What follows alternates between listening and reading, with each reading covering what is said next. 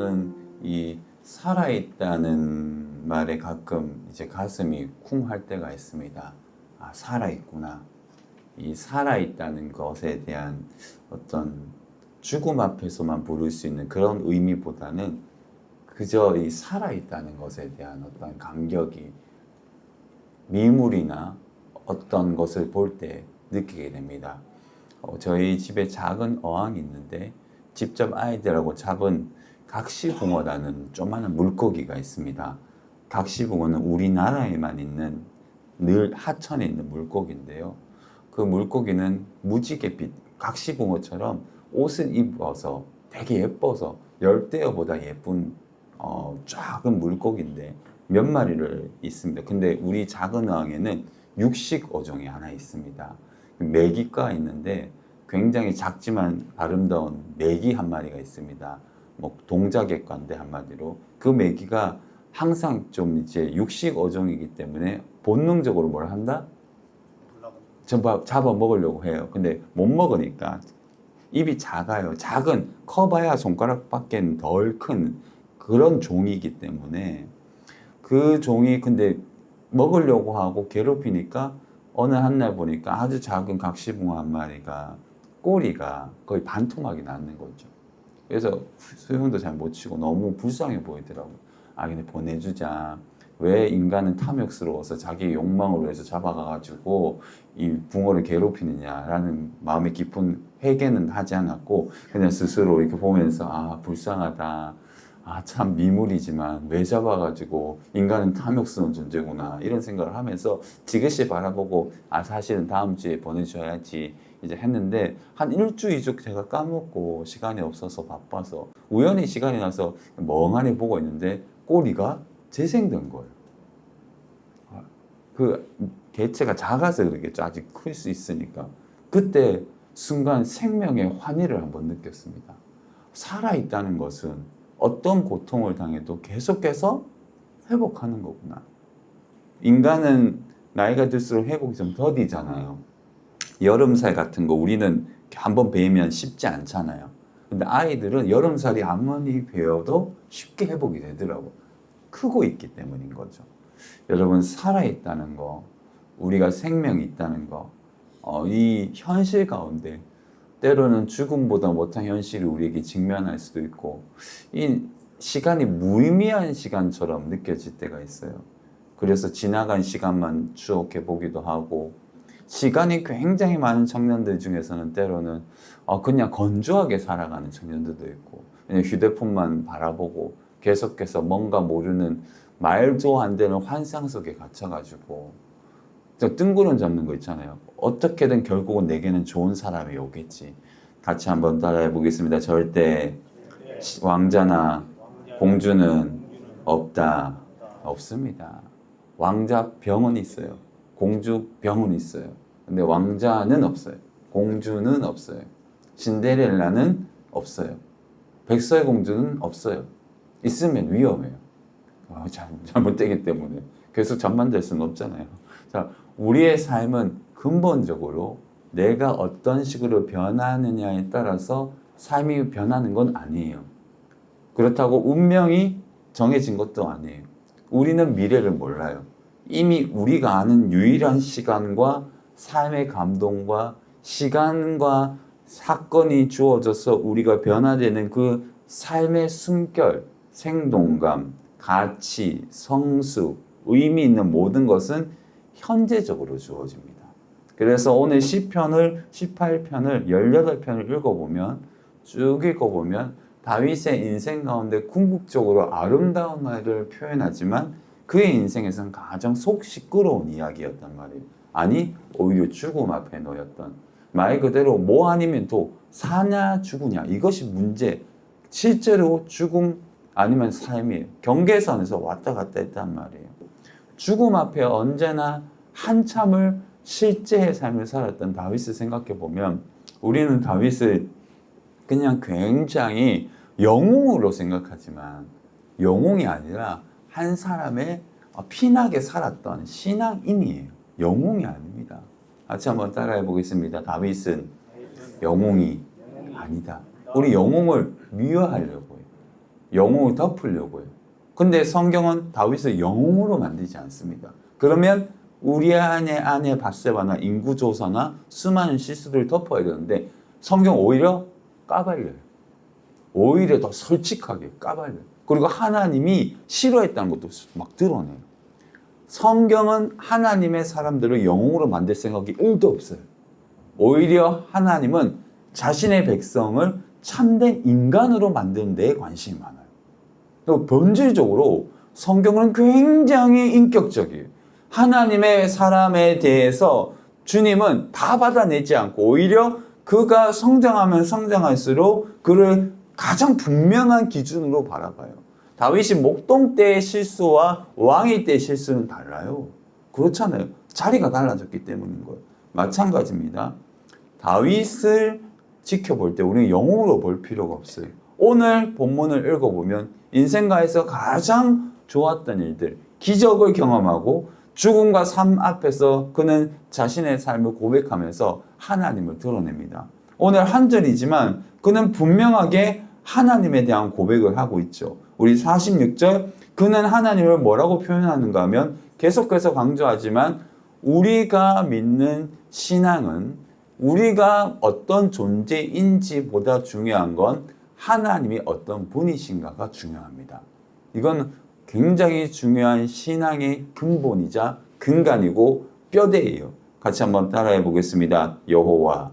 여호와는 약속의 이름, 언약의 이름, 나는 나 스스로 있는 자. 성경에서 이야기하는 우리가 만나야 될 성경적인 하나님입니다. 이단이 왜 이단인가 하면 성경에 이야기하고 있지 않은 하나님을 이야기하고 있기 때문이에요. 우리가 만나야 하나님은 진짜 참된 하나님이고 여호와 하나님이에요. 오늘 다윗이 살아계신 하나님이라고 얘기하는 그 하나님은 여호와 하나님이에요. 근본적이고 본질적일 뿐만 아니라 진실한 이름. 그 누구에게도 자신의 이름을 주지 않는 온전하고 아름다운 이름. 그래서 하나님을 어떻게 생각하는지보다 하나님이 어떤 분이신지를 명확하게 아는 것이 필요합니다. 나의 생각보다 중요한 건 그분 자신에 대한 완벽한, 온전한, 반듯한 이해부터 시작된다는 것. 바른 신학, 바른 신앙, 바른 삶이 주어져요. 바른 신앙, 바른 삶. 바른 신학, 바른 삶. 그러니까 발라야 돼요. 뭐가 발라야 될까요? 제대로 하나님을 알아야 된다는 거죠. 그래서 다른 건 모르겠지만 여러분들이 계속 기억해야 될 사실은 뭘까요? 사단이 제일 하나님에 대해서 공격하는 게 뭘까요?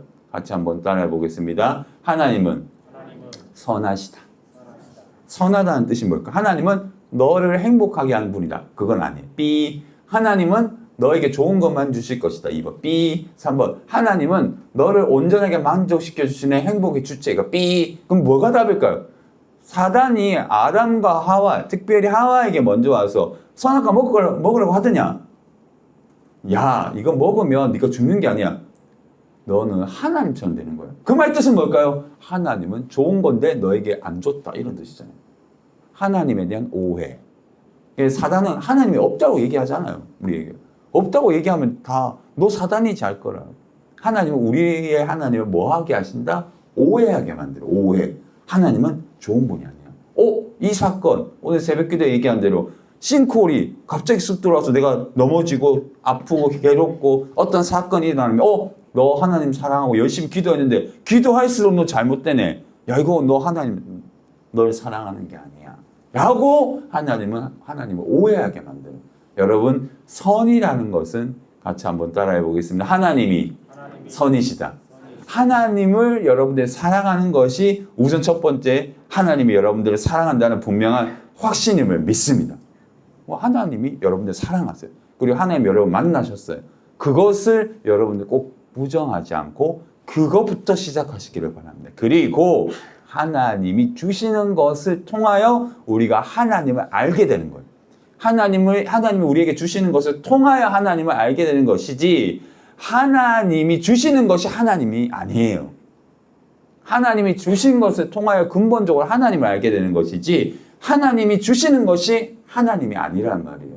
건강을 안 주시거나 돈을 안 주시거나 부흥을 안 주시거나 어떤 좋은 것을 안 주시면 내 하나님은 여호와 하나님, 살아계신 하나님이 아니라는 것이 아니라 하나님은 언제나 자기 백성을 향한 가장 선한 것을 주시는 분임을 믿으시기를 바랍니다. 그렇기 때문에 좋은 것이 오지 않았다고 생각이 들어도 우리는 그것을 어떻게 해석할 수 있을지, 어떻게 받아들일 수 있을지에 대한 고민을, 그래서 성숙이라는 것은 하나님과의 관계 속에서 반응을 하는 것인데, 그 반응은 하나님 편에서 생각할 수 있는 여유와 깊이가 있어야 된다는 거예요. 그러니까 사람이 성숙하면 그 사람 편에서 생각해 보거든요. 맞죠? 사람이 성숙하면, 어른이라면 직접적인 내가 이거 뭐지? 오해할 만한 상황이 있음에도 생각을 해보게 되는 게 사람이에요, 성장하면. 근데 아이는 뭘까요? 직접적으로. 왜 안 써줬어? 왜 안 해줬어? 왜 내게 이런 말해? 그건 같이 한번 따라해 보겠습니다. 내가 아직도 아이구나. 아직도 아이구나. 좀 생각을 하면 돼요. 왜 이 인간이 그랬을까? 그렇게 생각하지 말고 한 분만 되도록 생각해 보세요.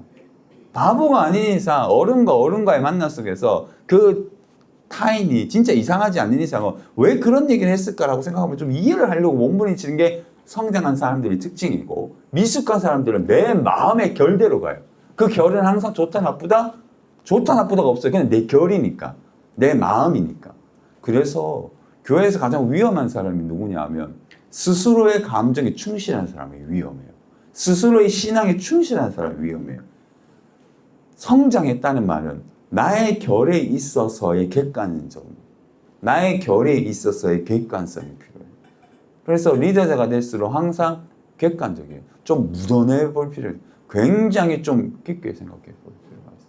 이순신이 그런 사람이었잖아요. 최근 이순신의 책을 좀 읽고 있어서 조금 이제 각주가 좀 됐지만, 이순신이야말로 스스로를 명확하게 객관적이게 생각하는 사람이거든요. 부하들이 잘못하면 목을 베어요. 그냥 감정의 결 없이 그냥 죽여버린단 말이에요. 그러나 자기의 인생에서 자기를 도와주거나 정말 어쩔 수 없는 상황이라는 그 한계를 받아내요. 또 진짜 약간 모순적인 사람 것처럼 느껴요. 어느 정도까지인가 하면 큰 전쟁이 일어나요. 다음날 일어나야 될 전쟁 앞에 잠을 설치니까 배 밑에서 자는데 꿈을 꾼단 말이에요. 꿈이 아주 이상해요. 그래서 점괘를 쳐보는 거죠. 주역으로 치든 뭘 치든 간에 그 스스로가 점괘를 쳐요. 난중에게 보면 그렇게 나와요. 근데 점괘가 어떻게 하기까지 친다? 좋은 쪽으로 나올 때까지 쳐요. 이게 무슨 얘기예요? 이순신이 자기 확신이 필요했다는 거예요. 스스로가 점괘를 계속 번역해요. 근데 좋을 때까지 좋은 번역으로 바꾼단 말이에요. 자기 스스로에 대한 확신이 필요한 사람이었어요. 누구도 아무도 없잖아요. 선조 열등감이 찌든 왕. 근데 진짜 역사의 아이러니예요. 그 최악의 왕 앞에 최고의 장군이 살아요. 정조와 정약용은 경우 정말 콜라보가 탁월한데, 정조가 조금만 더 살았으면 아마 정약용은 세상을 바꿨을 사람이에요.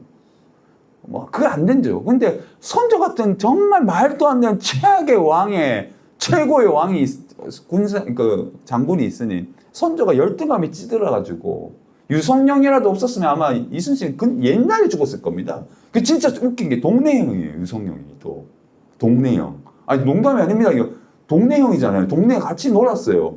유성룡이 진짜 나중에 유성룡의 책을 읽어보면 많은 선조가 일부러 이게 이순신 죽이라고 좀 은근히 죽이라고 막 이렇게 보채잖아요. 그러니까 신하들 눈치가 있으니까 다 죽여달라. 근데 유성룡이 가만히 있어요. 부하 내동하지도 않고 살려달라고 하면 이거 뭐야 하면서 자기도 근데 하지도 않아요. 근데 가만히 있어요. 이중 플레이 한 게 아니라 나중에 백의종군 할 때 그 밤에 이순신이 유성룡 집에 찾아 밤이 새도록 마시고 세상을 논하고 현실을 논하고 그 다음날 내려가요. 내려간 곳이 어디다? 구례입니다. 구례. 여러분, 한 사람의 영향력이 그렇게 대단해요. 선조가 아무리 죽이려고 해도, 그리고 다시 너 좀 필요하다니까 나 같으면 너나 잘하세요. 네가 알아서 하세요. 네 해보십시오. 그러면 그 말이 난 말 안 들었는데, 근데 신에게는 아직도 몇 척의 배가 있다? 200척의 배가 있다? 진짜 대도 안 한 패잔병들과 몇 척의 배가 없어요. 근데 신이 있는 한 절대 이 왜군들은 이 나라를 침범할 수 없어요. 신이 있는 한 얼마나 탁월한 고백입니까? 대도 안 하는 우월감이 아니에요. 실제로 본 거예요. 여러분, 하물며 예수 안 믿었던 사람이, 그래서 어떤 사람이 그런 얘기 한대요. 이순신만은 천국 가야 되는 거 아닙니까? 그런 얘기를 하는 게 저 가슴에 와닿았죠. 신학적으로는 안 돼요. 이순신이 죽고 사는 게 우리가 무슨 의미가 있습니까? 근데 제가 볼 때 우리나라에서 그러니까 쉽게 말해서 영웅 중에서 성자를 붙이는 사람 이순신밖에 없어요. 맞죠? 그러니까 세상 역사에서도 군사에서도 인간사에서도 정말 놀라운 사람. 우리가 그 발끝까지도 못 따라가는 인간들인데 우리 모두는 사실은 그렇잖아요. 솔직히 인격적으로. 그런데 우리의 인생에서 하나 배울 건 있어요. 똑같이 그도 인간이었다는 거죠. 그도 눈물을 흘리고 자기 아들이 죽었을 때 엄청 울었거든요. 자기 어머니가 죽었을 때 엄청 울었어요. 자기 전쟁을 하기. 근데 그 눈물을 감추고 남중이기에 쓰죠. 여러분, 다윗도 마찬가지예요. 여러분, 저는 오늘 이 본문을 읽어 나가면서 하나의 사건을 좀 생각해 봤습니다. 성경에서 말하지 않고 있지만 다윗의 인생 가운데 가장 어려웠던 순간이 언제라고 생각하세요? 말은 하죠. 다윗이 밧세바를 범했을 때. 맞죠? 밧세바죠. 밧세바를 범했을 때. 근데 가장 최고의 절정이었거든요. 모든 군대가 승리하고 이제 문턱만 넘으면 자기가 이제 나갈 일이 없으니까 집에 있었던 거죠. 그런데 밧세바를 범해요. 근데 저는 다윗 마음보다 다윗을 하나님이 해석해 주지만 밧세바를 좀 생각해 보세요. 다윗이 절대 군주였기 때문에 밧세바를 데리고 와서 그 밤에 그를 취해요. 잔단 말이에요. 근데 그게 강제든 비강제든 합의하였든 간에 보내잖아요. 그리고 나서 사실 진짜 그런 생각이 들어요. 한 번 잔다고 해서 임신이 됩니까? 안 됩니까? 왜? 어른이잖아요. 안 될 수도 있고 될 수도 있는데 진짜 이게 뭐지 하고 한 번 잤는데 그냥 없는 이야기로 만들려고 했던 것 같아요. 근데 임신이 돼버린 거야. 그래서 밧세바가 연통을 보내서 제가 임신했는데 어떻게 할까요? 이게 여기서 이제 드라마가 시작되는 거예요. 왜 여러분, 하나님은 절대 사람이 올라갈수록 감추지 않아요. 우리로 봐서는 이만큼 올랐으니까 하나님 요건 용서하시겠지. 같이 한번 따라해보겠습니다. 그건 네 생각이고 그건 네 생각이에요. 하나님은 그런 생각이 1도 없단 말이에요. 밧세바가 임신했단 말이에요. 근데 머리가 비상한 다윗이 그때 신앙으로 회개했으면 달라졌을 겁니다. 진짜 회개했으면 하나님이 내 이런 추악한 한 번의 실수로 임신을 하겠다. 어떻게 해야 될까요? 다윗의 많은 드라마가 이렇게 전개됐지만 만약 다윗이 철저하게 회개하고 실제로 하나님의 법으로 하나님 진짜 잘못했습니다. 회개하면 내 진짜 실수했습니다. 그래서 그 남편 데리고 와서 내가 회개하고 그렇다고 왕이니까 어째 죽일 수는 없잖아요. 자기가 왕인데 어떡하겠습니까? 그 아이를 어떤 식으로든 해서 하면 놀라운 탁월한 역사가 일어날 가능성이 꽤 많아요. 우리아도 살고 밧세바도 살고 밧세바와 다윗이 불륜으로 저질렀던 아이지만 그 아이는 살까요 죽을까요? 삽니다. 제가 봤을 땐 그래요. 성경은 히스토리고. 근데 다윗이 그 생각을 버리고 어떻게 한다? 덮으려고 해요. 그러니까 우리아를 데리고 와서 먹이고 집으로 가라. 너 아내하고 자라 하는데 참 남편 잘 만난 건지 못 만난 건지 그 남편이 또 이게 절개가 분명한 사람이라 그 밧세바도 속이 탔을 거야. 어차피 집에 오면 좀 나을 건데 차라리 그냥 덮을 수 있는데 이게 이것도 안 되고 저것도 안 되는 거지. 그러니까 다윗도 밧세바도 이거 뭐지? 이거 멍 때리는 거죠. 같이 한번 따라해 보겠습니다. 네 마음대로 안 돼. 인생은 내 마음대로 안 돼요. 철저한 계획 속에 있는데 핀트가 나가요. 그러니까 다윗이 마지막 과격한 수를 씁니다. 이건 뭘까? 왕만 할 수 있는 거예요. 요압은 나쁜 인간입니다. 요압은 정치적인 인간이에요. 다윗이 무슨 생각하는지 아는 사람이에요. 그러니까 요압에게 딱 주잖아요. 대장이기 때문에 주는 게 아니에요. 요압은 쓸만한 그릇이기도 하고 쓰지 않아야 될 그릇이기도 해요. 왜냐하면 다윗이 잡으면 쓸 수 있는 그릇이지만 다윗이 베이는 그릇이에요. 맞죠? 요압은 다윗도 어찌할 수 없는 군대 장관이었단 말이에요. 내가 왕이지만 이 아들을 이 자녀를 이 요압을 내가 절제할 수 없으니 하나님이요 알아서 벌 달라고 마지막까지 여러분 요압을 100발로 이 세상을 떠나게 하면 안 된다고 솔로몬이 유언할 만큼 거의 똑같이 같이 살았지만 별로 안 좋아했단 말이에요. 그런데 나쁜 일에는 하나가 돼요. 진짜 웃기죠. 이 정치적인 야합. 그래서 신앙이 좋다는 것은 정치적인 생각이 많은 건 아니에요. 같이 한번 따라해 보겠습니다. 생각 많은 건 잘못될 가능성이 많아요. 다윗이 요압에게 카드를 줘요. 야, 이러이러해서 죽이라. 근데 요압이 머리가 회전이 좋은 인간이라 아무것도 묻지 않고 따지지도 않고 요압이 우리아를 죽여버린단 말이에요. 근데 저는 그것보다 더 궁금했던 것이 밧세바의 마음입니다. 밧세바는 자기 남편을 죽이는 이 다윗을 어떻게 생각했을까? 생각해 본 적이 있으십니까? 자기 남편을 죽인 이 다윗을 어떻게 생각했을까? 그런데 그 생각을 하나님은 밧세바의 마음을 보여주지는 않아요. 그런데 하나님은 결과로 보여줍니다. 다윗과 밧세바가 임신되어서 난 아이는 죽어요. 죄의 열매는 사망이에요. 여러분, 하나님을 떠난 인생의 결과물은 다 좋을 수가 없단 말이에요. 다윗이 낳은 아들은 죽어요. 그렇게 기도해요. 다윗이 금식하면서 기도하는데 하나님은 살려주지 않아요. 왜냐? 죄의 열매이기 때문이에요. 왕이 기도해도 응답하지 않아요.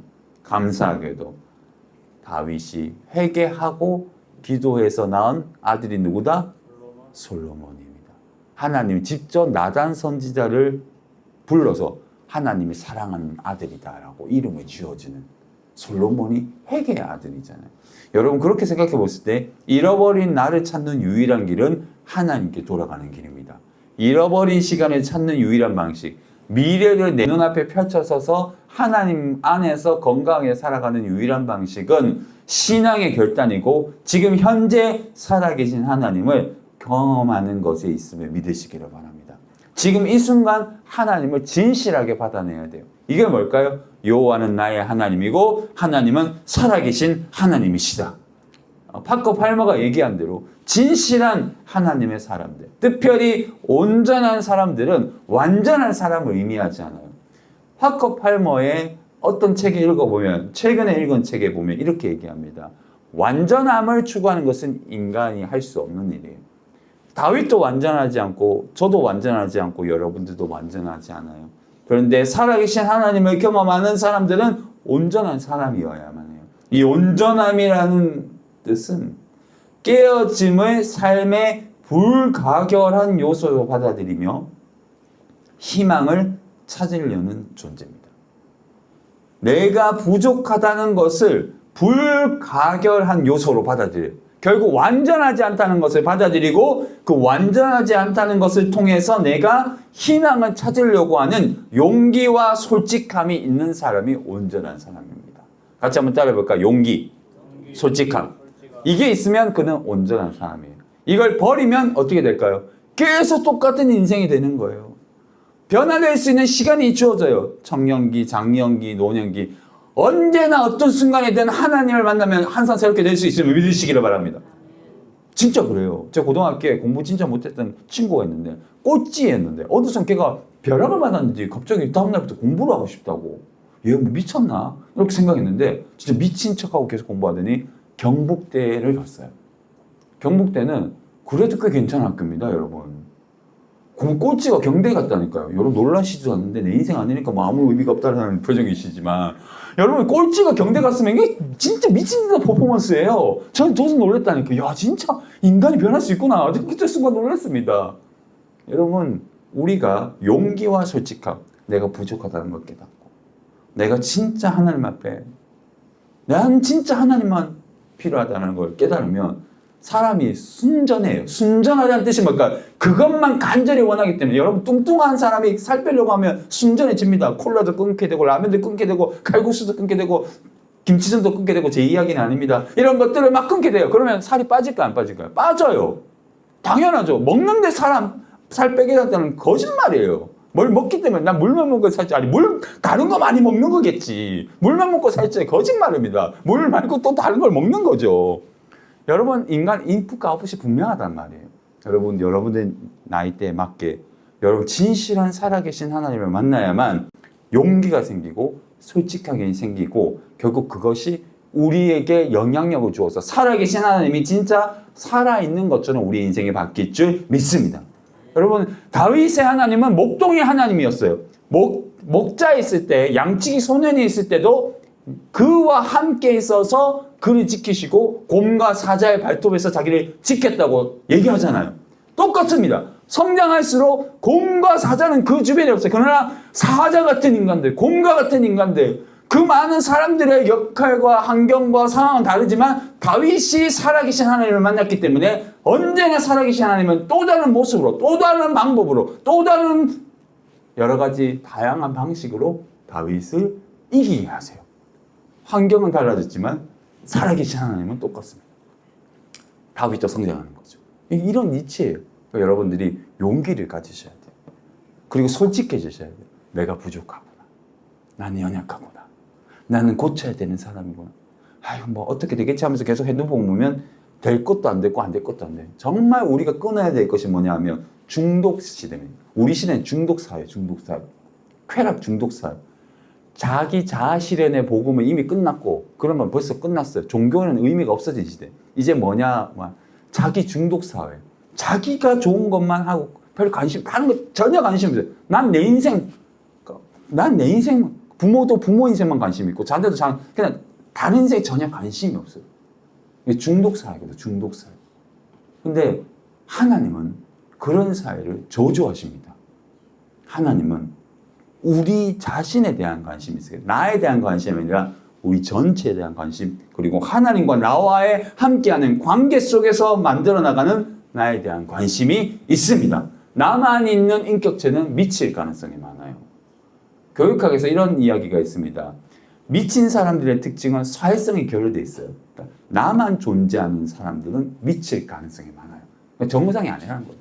그러니까 맨날 핸드폰만 보고 게임만 하고 이런 아이들은, 청년들은, 어른들은 결국 미친 사람들이, 좀 죄송한 표현이지만 관계성이 떨어지는 사람들의 특징을 보세요. 말 어떻게 하는지도 모르고 희생과 이런 게 잘 몰라요. 정상이 아니에요, 사실은. 병원에 안 갔을 뿐이지 거의 비정상이란 말이에요. 여러분 다윗을 보십시오. 오늘 고백합니다. 여호와는 뭐한다? 살아계시니. 어떻게 한다? 나의 반석을 찬송한다. 나의 반석이라는 말의 뜻은 변하지 않는 성품을 의미해요. 여러분 여기서 중요한 것이 다윗은 구체적으로 분명하게 하나님의 성품을 찬양해요. 여러분 노래라고 하면 단순히 노래지만 찬양은 같이 한번 따라해 보겠습니다. 그가 하신 일, 그가 하신 일을 찬양하는 거예요. 감사는 그가 한 일을 알아야만 감사가 나오는 거예요. 나를 향한 하나님의 일하심, 하나님의 성품. 그래서 진정한 찬양은 하나님이 나를 위해서 하신 일, 그의 성품을 찬양하는 겁니다. 두 가지가 꼭 필요해요. 구체적이게, 분명하게. 감사는 나를 위해서 하신 일에 대한 분명한 고백과 그 고백을 하게 할 수 있는 하나님의 어떤 분이신지에 대한 고백이에요. 그래서 감사, 오늘 맥주 감사절인데 진짜 감사는 재정을 드리는 감사이기도 하지만 그 재정 속에 뭘 드린다? 이번 상반기 때 나를 위해서 하신 하나님의 일, 뭘까요? 쭉 있겠죠. 하나부터 100까지 중에 한 개로 찾아야 됩니다. 구체적으로 하나님이 나를 위해서 이런 일을 하셨군요. 용서하셨군요. 선물을 주셨군요. 감사합니다 하고 그의 성품을 생각하면서 묵상하면서 하나님 앞에 고백하는 것이야말로 진정한 찬양임을 믿으시기를 바랍니다. 다윗은 구체적으로 고백하는 거예요. 하나님이 날 이렇게 반석으로 있으셨구나. 그리고 오늘 뒤에 보면 찬송하며 내 구원의 하나님을 뭐한다? 높인다. 나를 계속해서 생존하게 하신 하나님을 나는 높인다. 이 높인다는 고백은 실제로 가장 높은 자리에 얹는다는 뜻입니다. 내 인생 가장 높은 자리에 올린다는 것. 그리고 이 뜻 하나 중요한 것이 뭐냐면 찬양과 높인다는 뜻을 한꺼번에 들어서 각주 처리한다면 하나님은 탁월하신 분이다라는 거 고백을 합니다. 같이 한번 따라. 하나님은 탁월하시다. 하나님은 탁월하신 분이에요. 하나님은 비교할 수 없는 탁월한 역사를 쓰시는 분입니다. 내가 부족해도 하나님은 탁월하신 분이에요. 내가 작아도 하나님은 크신 분이에요. 그래서 우리가 근거 있는 자존감이 있어야 돼요. 왜냐하면 나의 하나님은 크신 분이에요. 내가 부족하고 연약해도 나는 목자고 목동이고 나는 별 볼 일 없는 인간이라도 나의 하나님은 크신 분이에요. 그래서 그걸 내가 도구화 시켜야 돼요. 하나님을 도구화 시킨다는 뜻이 아니라 하나님을 붙잡고 하나님을 의지하며 사는 인생이 결국 내가 할 수 있는 한계치까지는 올라갈 수 있어요. 그 한계치가 어딘지 누가 압니까? 아무도 모르죠. 그렇기 때문에 가장 최고의 탁월함을 쓸 수 있는 하나님 앞에, 하나님 곁에, 하나님 안에 살아가는 것이 우리의 인생의 유일한 성공의 길임을 믿으시기를 바랍니다. 탁월하신 하나님이 우리의 주님이세요. 이 말 뜻은 되게 좋더라고요. 탁월하시다. 하나님은 가장 위대하신 분이에요. 가장 위대하신 분이 다윗을 목자 삼아서 이스라엘 목자로 삼으시잖아요. 그래서 여러분의 인생 가운데 가장 중요한 결단은 탁월하시고 위대하신 하나님이 내 인생에 뭐 해야 된다? 개입하기를 기도해야 됩니다. 그러면 하나님 내 인생을 만져달라고 기도하면 오늘부터 아마 일어나게 될 겁니다. 왜냐? 내가 변화해야만 하나님의 역사가 일어나거든요. 뭐 하나님이 마법처럼 여러분들에게 왕자를, 공주를, 돈을, 물론 로또가 될 수 있겠지만 그렇게는 하지 않는단 말이에요. 우리를 빚어서 일해요. 우리를 빚어서. 그러면 놀라운 일이 일어나게 될 줄 믿습니다. 같이 한번 기도하도록 하겠습니다.